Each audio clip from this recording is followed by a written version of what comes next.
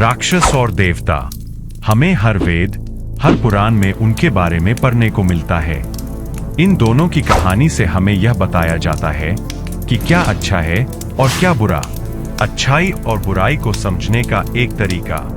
हर युग में कई राक्षस होते हैं। राक्षस बुराई का प्रतीक और देवता अच्छाई का प्रतीक। हिंदू धर्म में मोक्ष हर आत्मा का उद्देश्य है।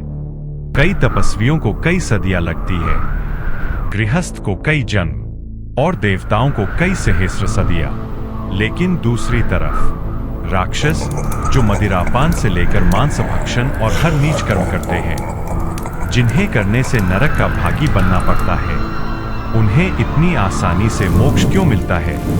क्या हमारे पुराणों में हमसे कुछ छुपाया गया है? क्या राक्षसों को गलत तरीके से दिखाया गया है? ऋषि कश्यप एक ऐसे तपस्वी जिसकी संकल्प शक्ति से जगत की दिशा बदल सकती थी। उनके जीवन में दो स्त्रियां, अदिति और दिति। अदिति का हृदय शांत था, निर्मल था। उसकी गोद में आने वाला हर बीज प्रकाश बनता, देवता बनता। उन्होंने कई देवताओं को जन्म दिए, इंद्र, वरुण और अनगिनत देवगण, जो ब्रह्मांड में व्यवस्था और प्रकाश का आधार बने। दिति, उनके भीतर एक अधूरा प्रश्न धड़कता था। मेरे गर्भ से जन्मे बच्चे देवों के समान सम्मान क्यों न पाए? उनका ताप, उनका क्रोध उसकी तपस्या में उतर गया और उनकी कोख से जन्मे असुर, अपार शक्ति वाले हिरण्यकशिपु, हिरण्याक्ष और वही वंश जिसने देवताओं को चुनौती दी। तारकासुर, शक्तिशाली असुर वज्रंग और वरंगी का पुत्र, जिसने यह वरदान पाया कि वह शिव पुत्र के हाथों मरेगा। उसने इंद्र आदि सभी देवताओं से स्वर्ग छीन लिया और त्रिलोक पर राज करने लगा।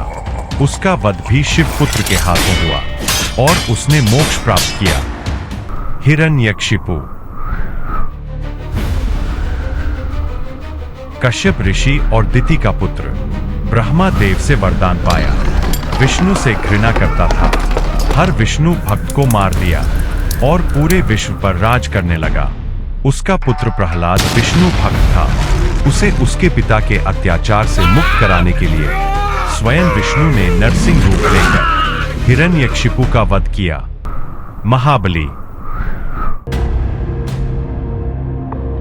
विरोचन और विशालाक्षी के पुत्र, अपने बल और पराक्रम से त्रिलोक जीत लिया। स्वयं विष्णु वामन अवतार में आए और उन्हें पाताल भेज दिया। रावण, ऋषि विश्रवा और कैकसी के पुत्र, जिसने ब्रह्मा की तपस्या करके वरदान पाया, जो सबसे महान शिव भक्तों में गिना जाता है। जिसने शिव स्तोत्र लिखे, उसका वध करने के लिए स्वयं विष्णु के अवतार राम आए। उसकी कथाएं आज भी प्रसिद्ध है। ऐसे अनेक राक्षस हैं जिन्होंने कई नीच कर्म किए परंतु मोक्ष प्राप्त किया। ज्यादातर असुर मोक्ष पा गए, पर इंसान को अब भी कई जन्म लगते हैं। क्यों? क्योंकि असुर जब भगवान के हाथों मरे, वह मृत्यु नहीं थी, वह परिवर्तन था। जब नरसिंह ने हिरण्यकशिपु का वध किया, वामन ने महाबली को पाताल भेजा, राम ने रावण का वध किया, तो उनके शरीर मरे, पर उनका अहंकार टूटकर रोशनी बन गया।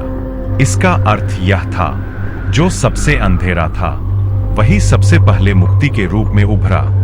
हम सब इंसानों में भी असुर हैं, देवता भी, पर हम दोनों को मिलाकर नहीं चल पाते। असुर एक बूंद में ही समर्पण सीख लेता था, इंसान को पूरी जिंदगी लग जाती है। इसलिए सच यह है, असुर बुरे नहीं। असुर अपनी इच्छा को हर कीमत पर पूरा करते हैं और देवता खुद पर संयम रखते हैं। दोनों एक दूसरे के बिना अधूरे हैं। दोनों मिलकर ही ब्रह्मांड का संतुलन बनाए रखते हैं।